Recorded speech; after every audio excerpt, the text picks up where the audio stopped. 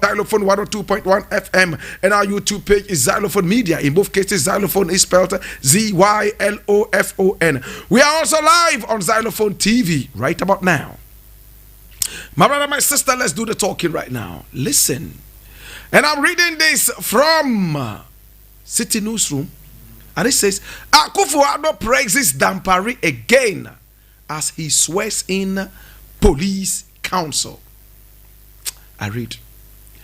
The president, Nana Addo Akufo-Addo, has once again heaped praises on the new Inspector General of Police, Dr. George Akufu Dampari. According to him, Dr. Dampari's recent actions have given indications that the country's laws will be enforced irrespective of who is involved. His comments come on the back of the sentencing of a woman who faked her kidnapping in Takoradi, the arrest of dancehall artist Shatawale and hip life artist Medical for committing various infractions. Speaking at the swearing in of the Ghana Police Service Council with the Vice President Dr. Mahmoudou Bawumia as chairman on Tuesday, October 26, 2021, President Akufo-Addo said the IGP's works have received the strong backing of Ghanaians. He does charge the council to execute its mandate to benefit Ghanaians. My brother, my sister, have you realized that since Nana Akufo-Addo became the president of this country, he has never praised any of his ministers? Have you realized it? Not one. Not one minister. If you know of any that he has praised publicly like this, let me know. He has rather teased some of his ministers. Alan Cash, that's Alan Chematin, Akoto, and Vice President Bawumia. But he has heaped praises upon praises on Dampari. And of course, the Greater Accra Regional Minister who doubles as an MP. I'm talking about Honorable Kwate. Remember, I told you just last week that the only bequeathing legacies that Nana Akufo-Addo, the president, can honorably bequeath to Ghanaians after his tenure of office would be Dampari and Kwate. Today, my brother, my sister, Dampari has given Nana Akufo-Addo an extra height so that he will be able to graduate from his Lilliputian status.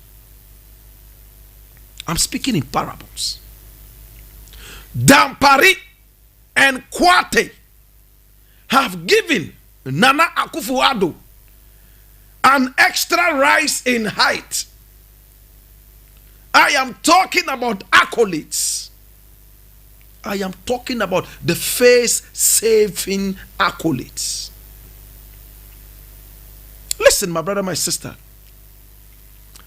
Nana Akufo-Addo's government has been bedeviled with one controversy after the other. Lazy people in government. My brother, my sister, in some cases, we just fell short of calling some of them thieves. Exorbitant traveling, luxurious, unrestricted plundering of the taxpayers' coffers. Reason seems not to have a place in Nana Akufo-Addo's government. Almost everything is haywire. There is a big rush for who can be most intolerant and most arrogant. The president himself is arrogant. So when an arrogant president comes out to say that, hey, Dampari, the whole country is giving you its backing. You've been able to get support from a lawless people like Ghana. Please, come along. Let's reason. Hear me. Nana Akufo-Addo had said something that is of substance. This is a very important statement he has made. And it only comes to cushion our stance on Dampari and Kwate. In fact, when nobody praised Kwate, we were one of the very first on this show to say that watch out for this man. If the dance will ram, you will feel it from the morning. That's what the Jamaican people also say. If the dance will ram, in other words, I'll grow by there. The way Kwate,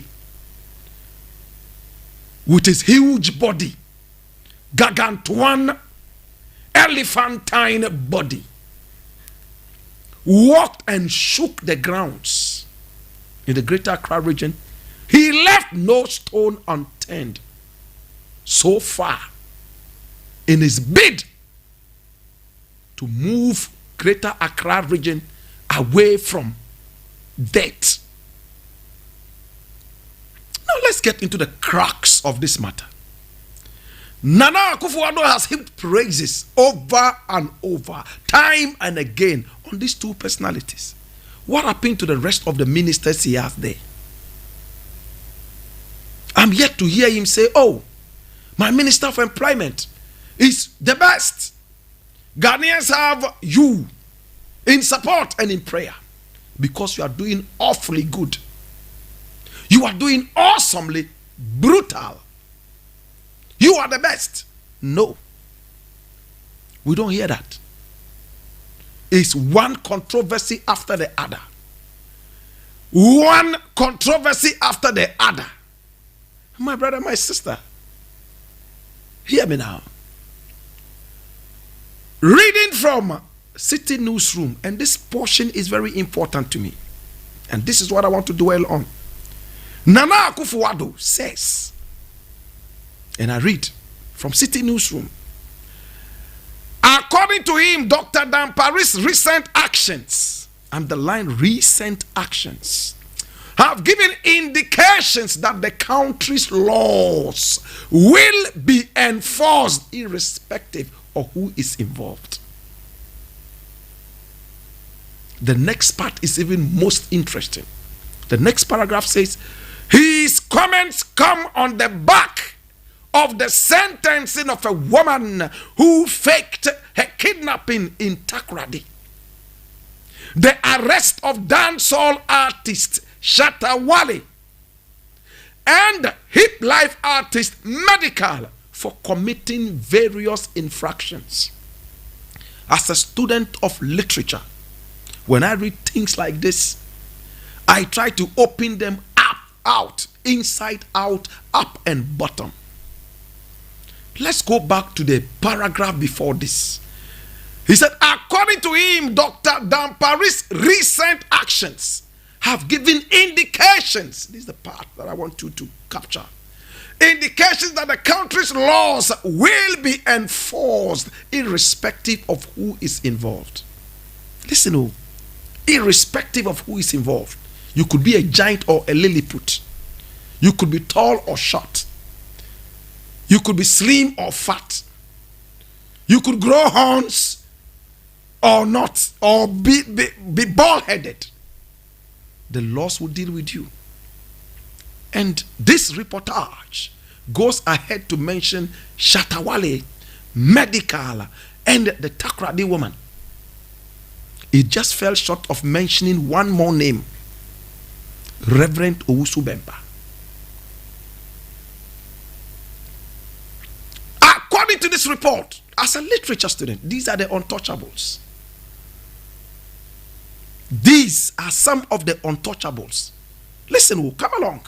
It says that in his recent actions, he has proven to the world and to the country Ghana that nobody is above the law.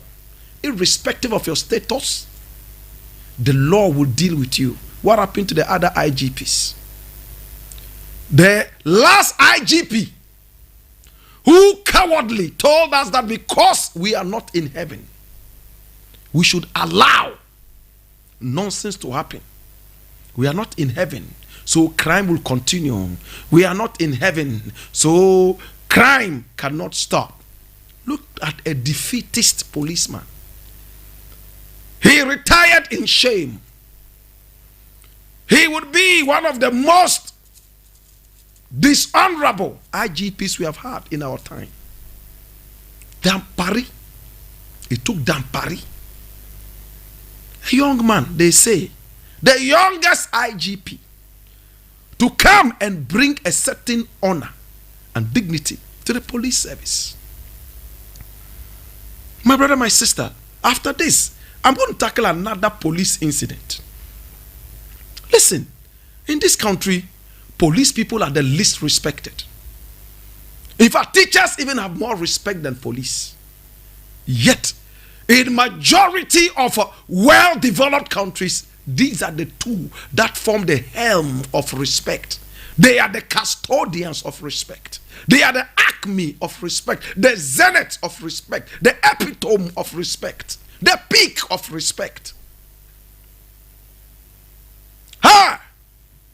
In some countries, if the devil is running after you and you hear the police siren, then you know you are in heaven. Not in this country. My brother, my sister, when you hear about teachers in some country, you feel humbled. To the point that even the Prophet Muhammad, peace be upon him,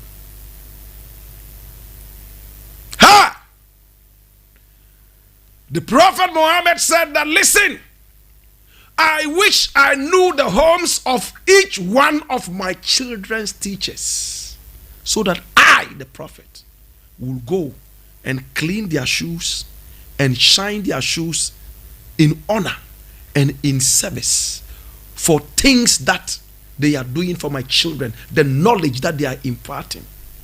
A prophet like him. This was what he said. When Jesus Christ was being called Master, Master, Master, what did he tell them? I am not a master.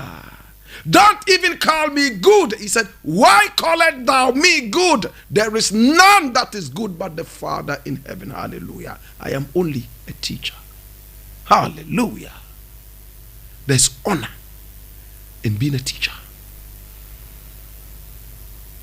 But in our country, the most dishonorable job you can ever have is the teaching job.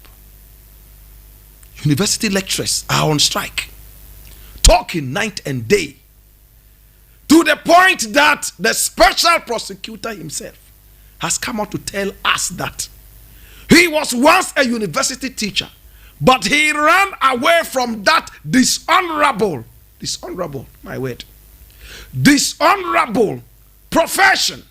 Because in this country, what is honorable is dishonorable. His pay could not even buy him a bicycle. Hallelujah. I have brothers and sisters who are university teachers. My two sisters teach in the university. They are professors. I am a teacher myself in my own way. I teach on radio and off radio. I taught in universities, and maybe I'm just on my way to going to teach in the university permanently as a teacher. I love teaching. This country makes it so difficult for you to get a badge of honor on your chest as a teacher. For you to get a badge of honor as a policeman. Hey, when my grandfather, former policeman Inspector Audu Kenkeni, who served diligently from the days of the Gold Coast all the way down to the days of Ghana, and never took a single bribe, and in honor he stood like a century in the service of God and country. On his deathbed, you know what he was asking us for? A lot of people would ask for water. Some would ask for some other things. He was asking for his badge of honor at the police service. Where's that my badge? Say, oh, Baba, get well. What is this badge for? Say, give me my badge. And when the badge was given to him, he smiled. After taking a smile, he put the badge here on his chest. And he just went, And that was it. Look, tears are coming out of my eye. Because we saw how much energy, how much power he put in that badge of honor. Even if he had nothing at all. But that badge reminded him of the service to God and country. Today, my brother, my sister, there's no honor in that badge. Our policemen retire with a badge of dishonor. The best policemen in Ghana are those who are the best bribe takers. It's even a competition. Saying, when we went out for night service, what did you get? There's even a competition now for police in Ghana to be by the roadside. Those who are sent to sit at the bank, Jesus, they have become beggars. When people are coming into the bank, they try to support them so that when they are going out, they give them something. If they forget to give them anything, they will call them back and say, oh, nothing for your boys. Where is the badge of honor? When my grandfather, Inspector Audu Kankani, was on his deathbed, he asked for the badge of honor. That reminded him of his service to God and country. So if Dampari is here, and all of a sudden we have seen dogs, police people for the first time in Ghana, Jesus have mercy, are using well-fed dogs. And I've said this before. Some of the dogs are even better fed than the police people who are holding them. The dogs that the police people are using, they are not normal frafra dogs in Bolga. They are not normal dogs that are howling around your homes. These are dogs that have been trained. They have been trained to eat sardines and tinapa. When the policeman himself is eating kenke and kobe. The dogs that he is manning, they are eating sardines. The dogs are eating pizza. The dogs are drinking champagne. The dogs do not eat what the police eat. The police wish they would get what the dogs are eating. I'm speaking in parables, my brethren. What is the honor for the police? As for Dampari, let me not sound like somebody who just dropped from heaven. You have been brought to be able to bring some dignity to the service like my grandfather did. So that one day, policemen would say, hey, in the days of Dampari, I retired with something that was good enough. You see that house standing there? Police people before my time could not afford it. But because of Dampari, Damparinti, Masidan, Damparinti, Mrizizi, Mr. Damparinti, Nkwan Mritafrika Kra, Nkwan Pa. And that is a badge of honor. On your deathbed, you would ask for that badge of honor. Like my grandfather, bring me that badge.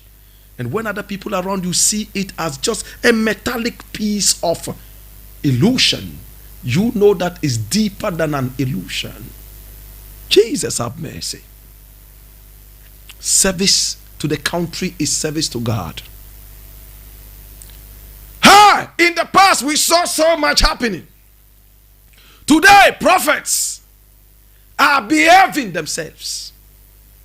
Today recalcitrant people Look, the site says that in recent times, the so-called untouchables have been subdued by the law, and names have been mentioned. I didn't write this. When Owusu Bempah, my own classmate, said, no policeman in this country could arrest him unless they arrested the fetish priestess, Agrada first. I shivered. In fact, my balls immediately shrank. I was like, Jesus Christ, what a country. Where are the laws? And then boom, he was depenalized. Fear mongering all over in the media, fakeness and hype. And to make it worse, social media has started paying for likes and clicks. So for that matter, everybody is now on social media with some level of tomfoolery. Some strip naked and get a blow job, and boom, 7 million likes, and then brrr, money is in their account. They go for it and say, yes, we did it. Some of them have been depenalized. Hey, police, support this dampre man to bring you a badge of honor, or else all of you will return to the days when you will retire poor. No amount of bribe taking on the road would ever make you rich. You will all retire without a house. You will all retire sick with stroke. You will all retire with liver problems. You will all retire with lung issues. You will all be sick by the time you retire.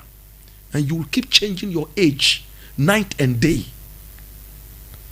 Because it is now the in thing in this country to hide your age and give them some other age. Somebody is 69 and on paper he's 31. And that's okay. Where is the honesty? You are taking the jobs of the younger ones coming.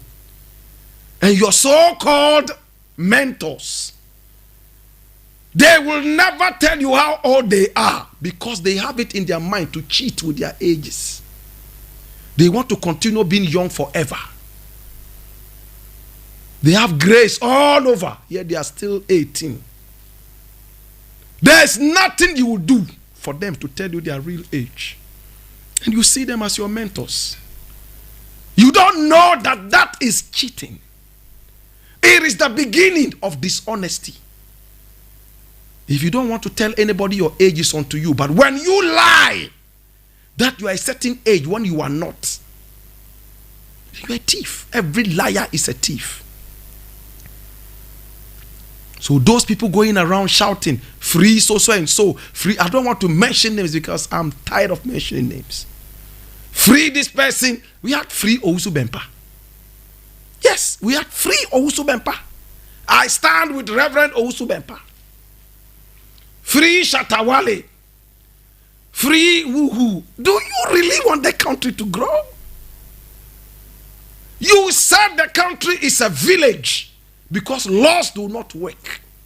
You said that some people who are showbiz people, some celebrities, deserve to go to jail and be locked up by the police for 1 month, 2 months, 3 months, so that there will be sanity. And it started with you when you are crying. If you truly want to see the country grow, be ready to become a sacrifice for change. Am I making sense?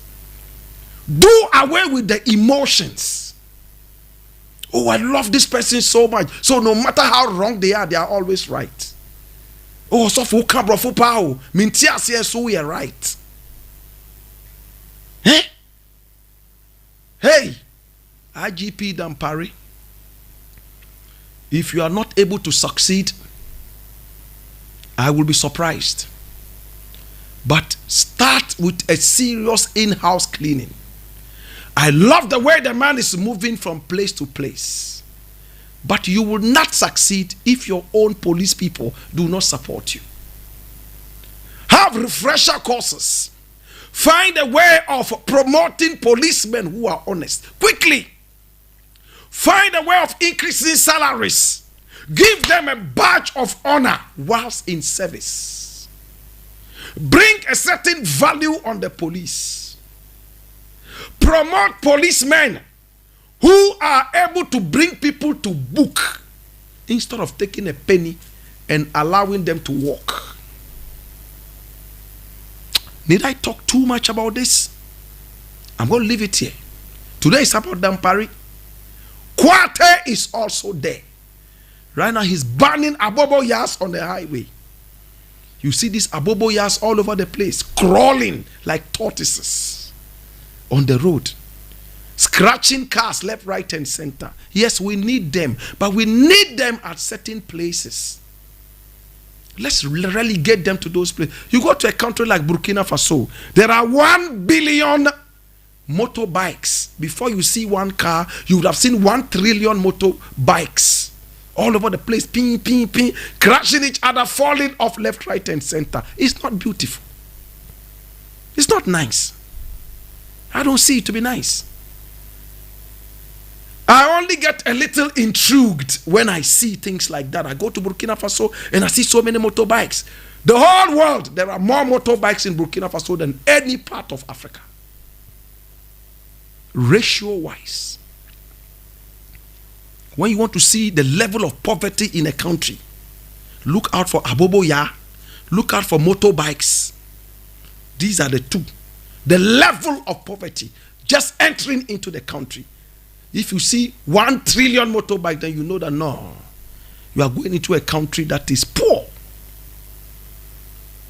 If you see aboboyas all over the then you know that nah, this is not a good area. But when you enter a country and all you see is orderliness, yes, order, then you know that you are entering into a good country. I leave it here, brethren, and to Tampari again. It's another badge of honor.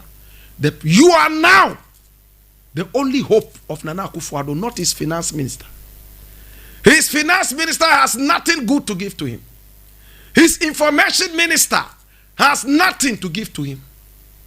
His employment minister has been long dead.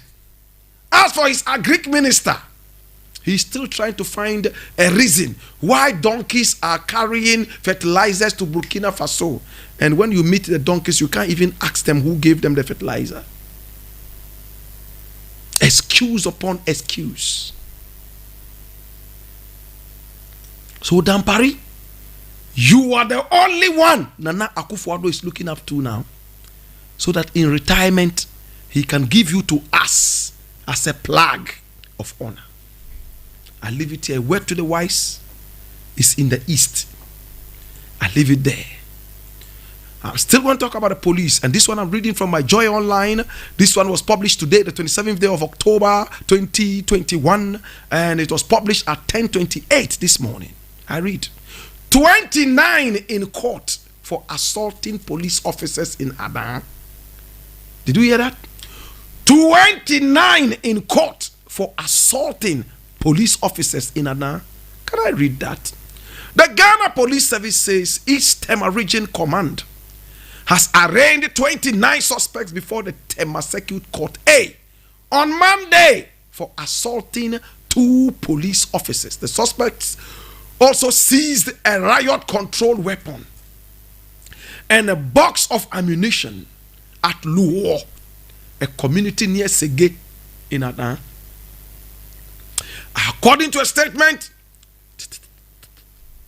3 police officers were responding to a distress call at Electrochem Ghana Limited at Luo on October 21, when they were attacked by some members of the community who blocked the road leading to the community.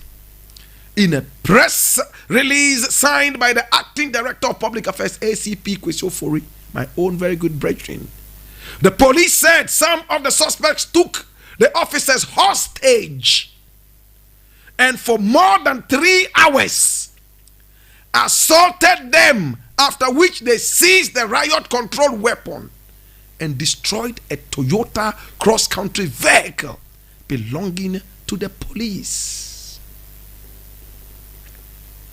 Did you hear that?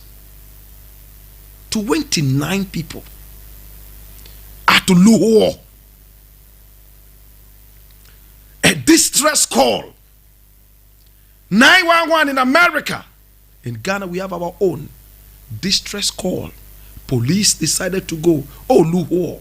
It's a calm area. It's a cool area. 2 policemen can handle that. They sat in a Toyota cross country. People, rushed to the area.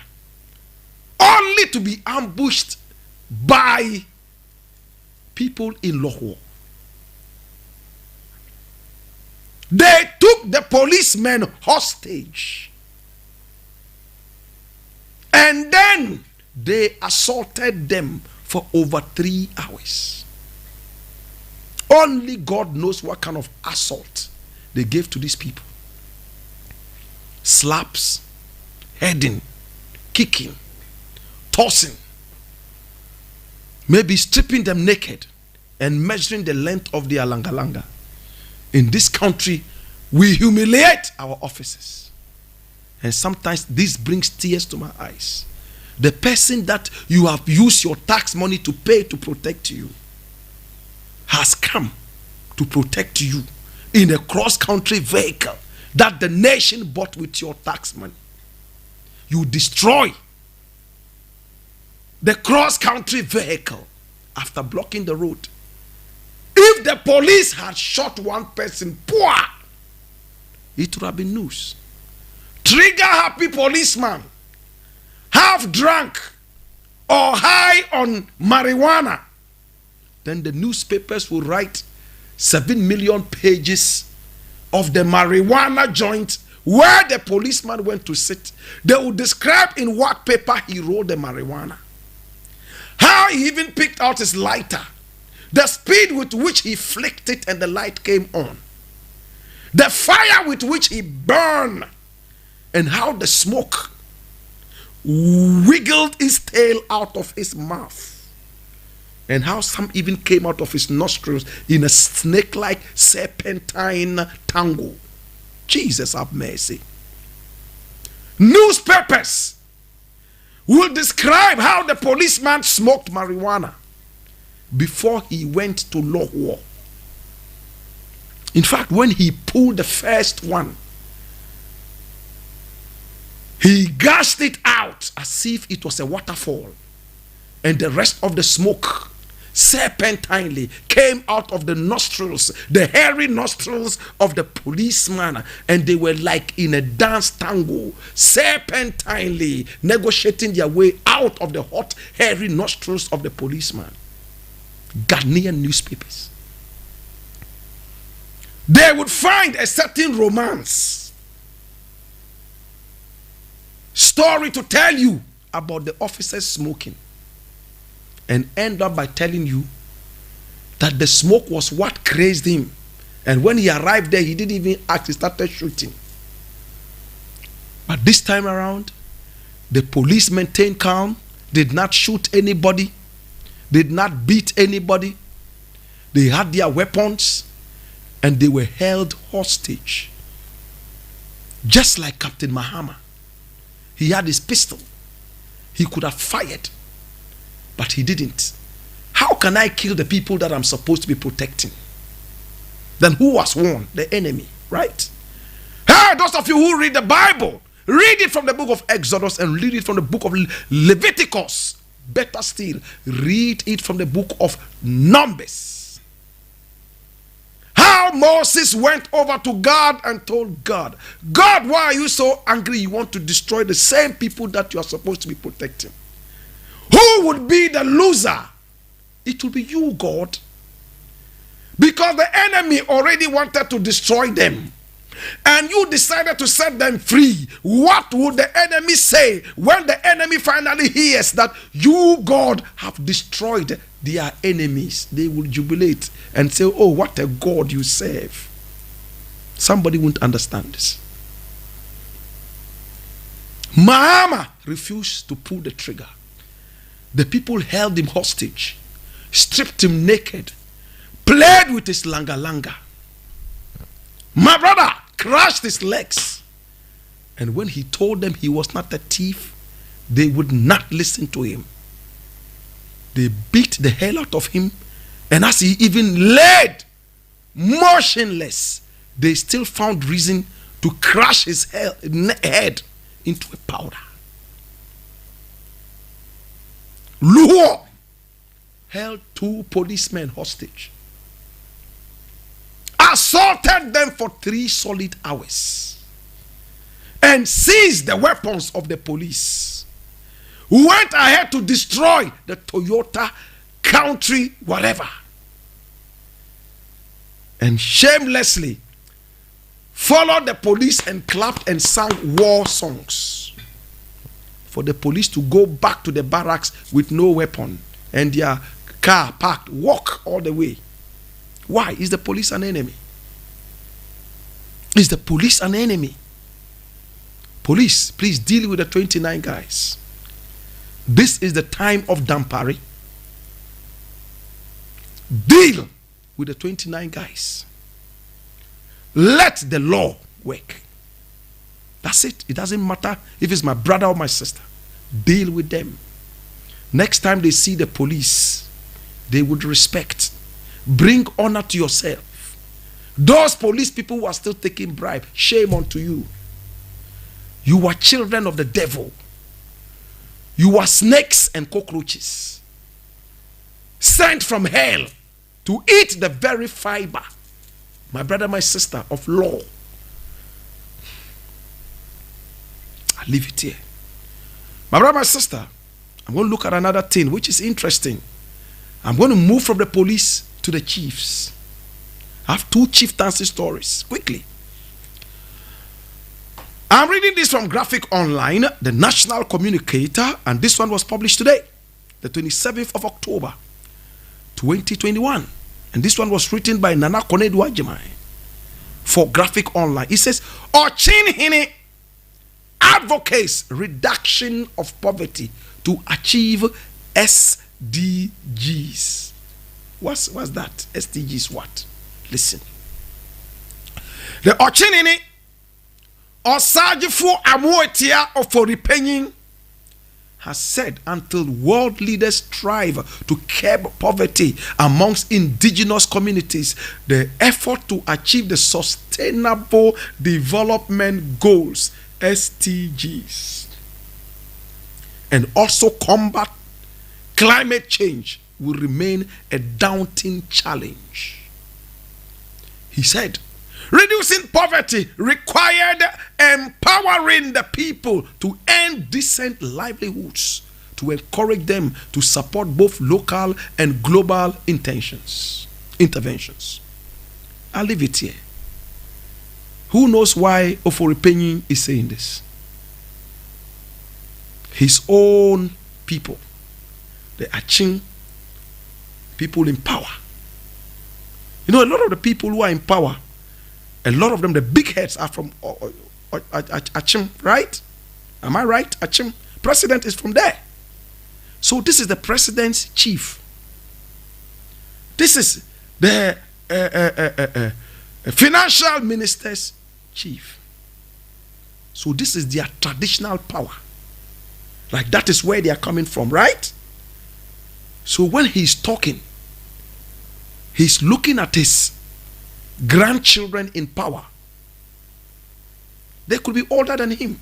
Nanado could be older than him. But he's still a grandchild to the stool. The power is in the stool, not in the man. As long as the man is sitting on the stool, he's a grandfather.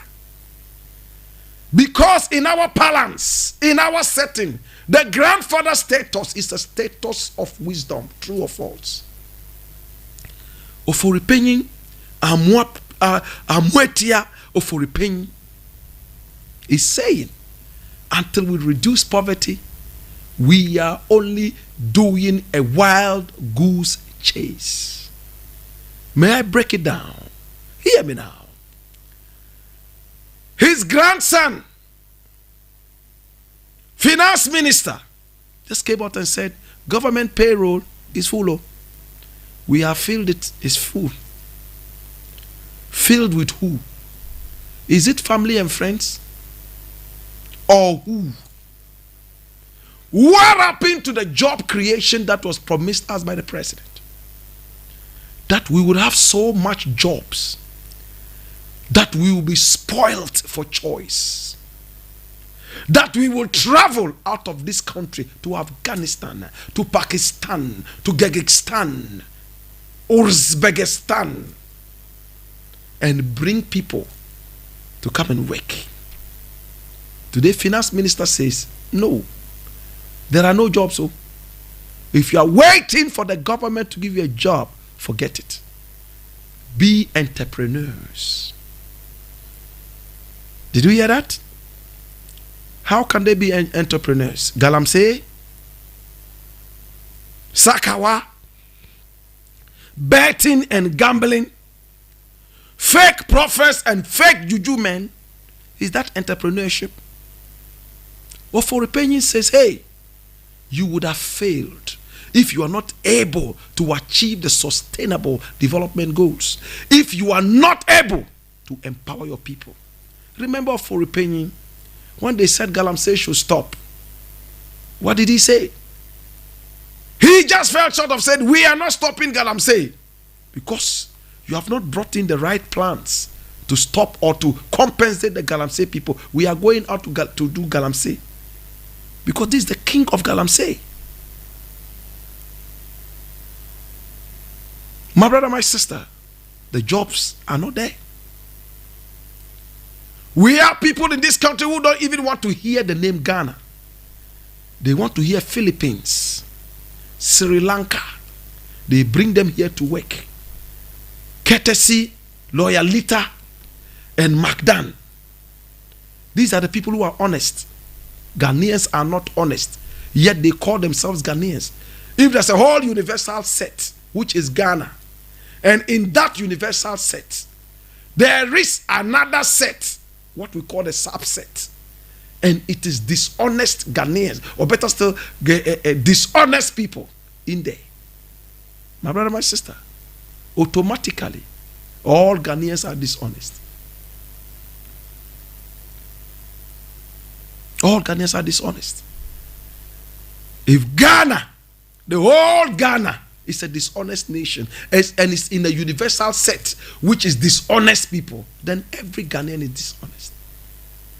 A dishonest man who doesn't want to employ another dishonest man, rather goes to Philippines and then Sri Lanka to bring people.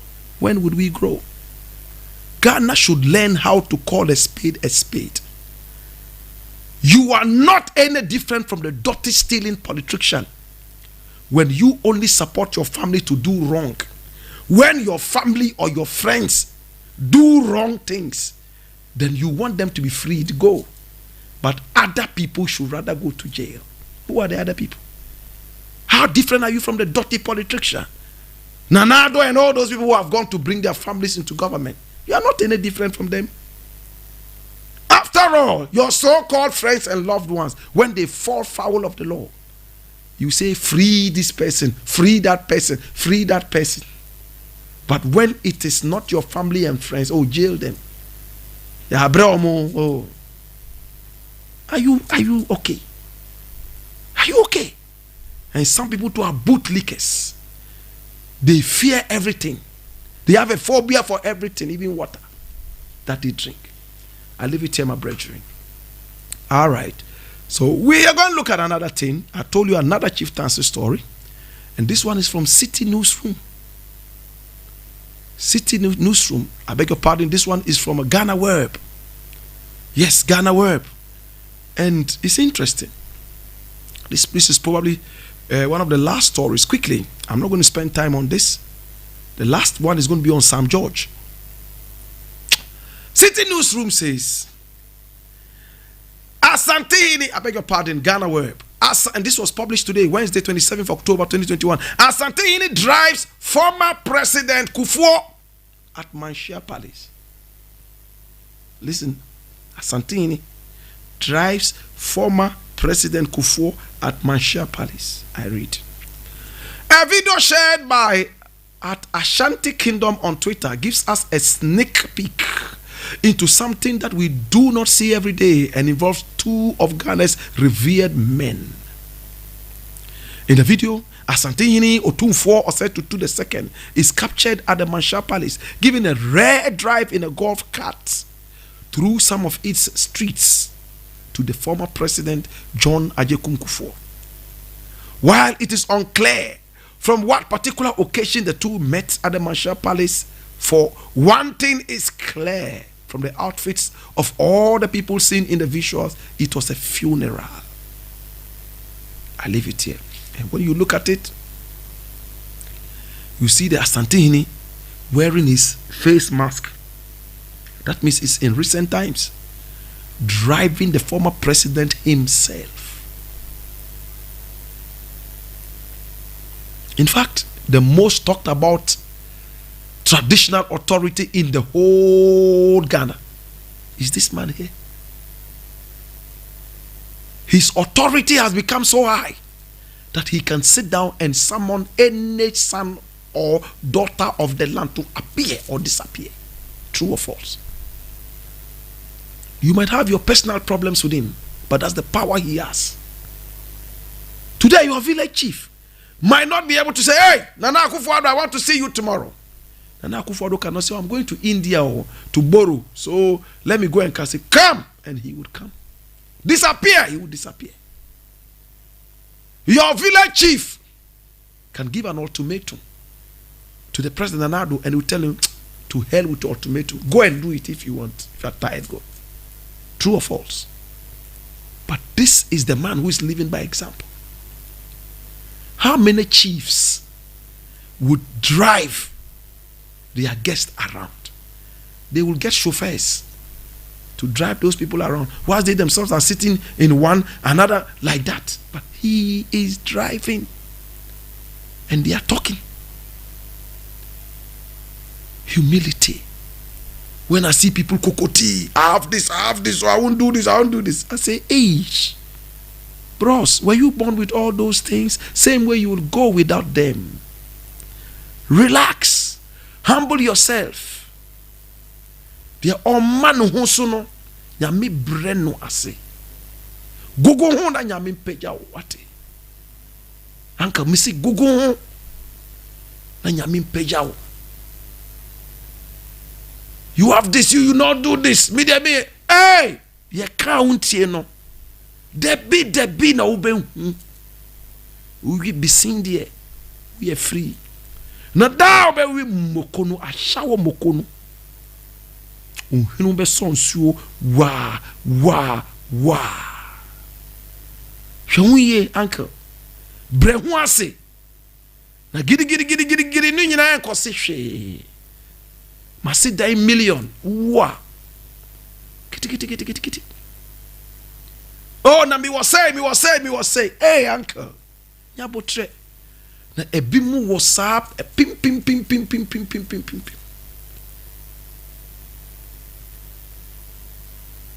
To God be the glory. I leave it here. Congratulations to Asantehene. And now Sam George granted an interview on BBC. I'm going to fling that out right now. And it's a very interesting interview. I'm going to play it right now.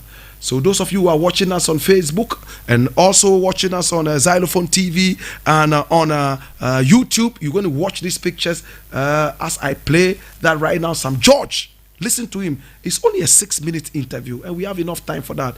Here's Sam George on this.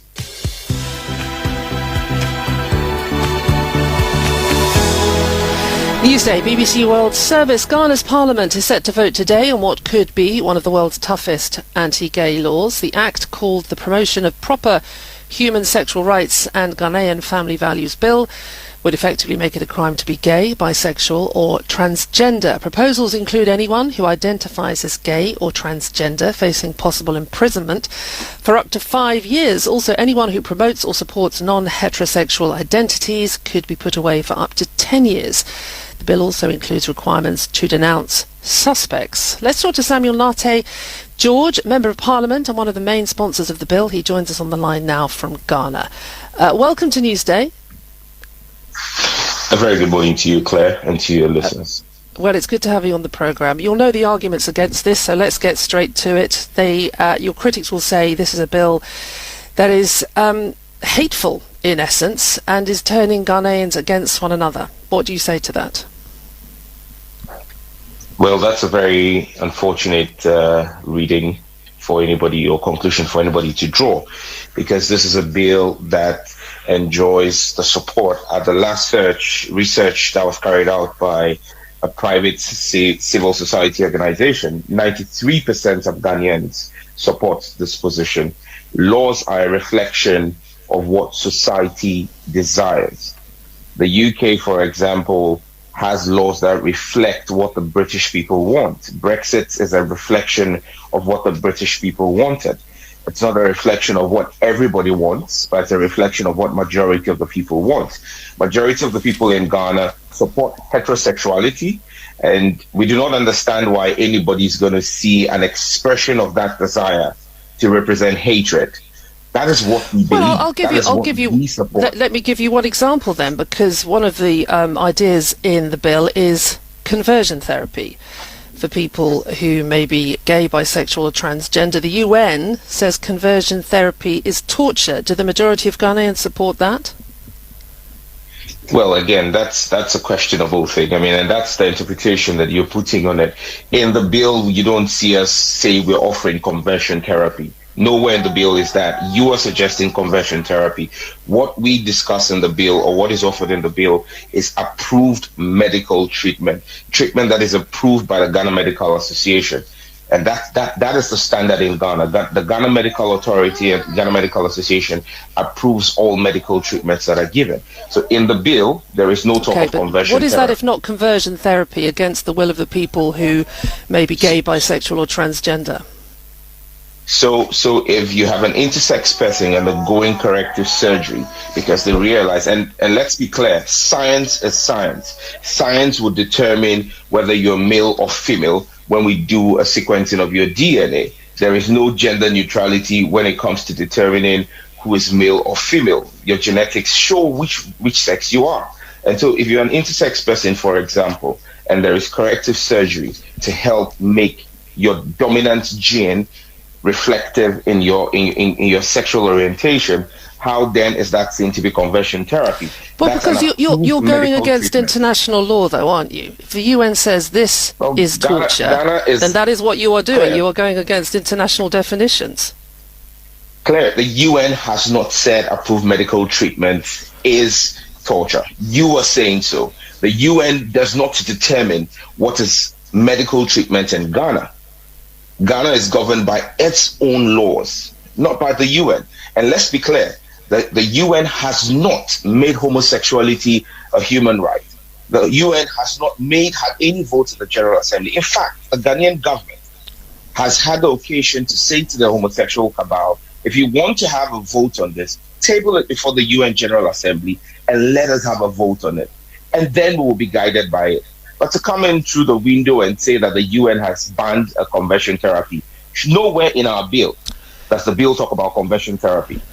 Okay, is the Pope wrong then? The Pope Francis said last year that he thinks same-sex couples should be allowed to have civil unions. He said homosexual people have the right to be in a family.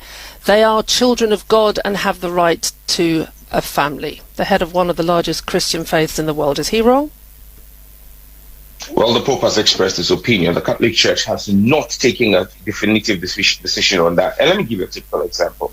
The Methodist Church in the UK has said that they're going to allow for gay marriages and all. The Methodist Church of Ghana has disassociated itself with that decision. We are not under that. We're not going to be bound by the decision of that church. This bill is supported by the Catholic Bishops' Conference of Bible. Genesis 1:27 says God created man in his own image. In the image God, he created him, male and female. He created them. If he created man and woman in his own image, then he created homosexuals, bisexuals, and transgender people too, didn't he? Well, Claire, my bill is not a religious bill. It is a bill on cultural values. But if you want to go into the Bible, I'll grant you that. Bible says God created Adam and Eve, not Adam and Steve. He says, for this reason, a man shall leave his mother and father and cling to his wife, It didn't say cling to another man. And so if you want to read the Bible, don't read just one part of it. We can read the Bible and go explicitly. Again, the same Bible tells us that God destroyed Sodom and Gomorrah because of homosexuality. So when you want to quote the Bible to support homosexuality, let's be very clear. Well, I'm not doing that. I'm merely testing your arguments out, as millions of people listening to this around the world would do in my position too. That's my job as a journalist. But we thank you. The heartbeat of Accra. Heartbeat of Accra. Xylophone FM. Lock it in. Lock it in. Lock it in. Well, you heard Sam George, and I think he was quite articulate, and he spoke. Is he not brilliant? Well, that is what it is. We've spoken a lot about homosexuality and all that, and Sam George is always rising above the waters. That was a good interview, and I think that he made his points very clear. My name, Blakk Rasta, is been, and I'll say good afternoon to you, Sam George. Thank you so much. Ghana shall prosper. It's been day. Blackpot, aka Kuku, show them all. Bye. Up, up.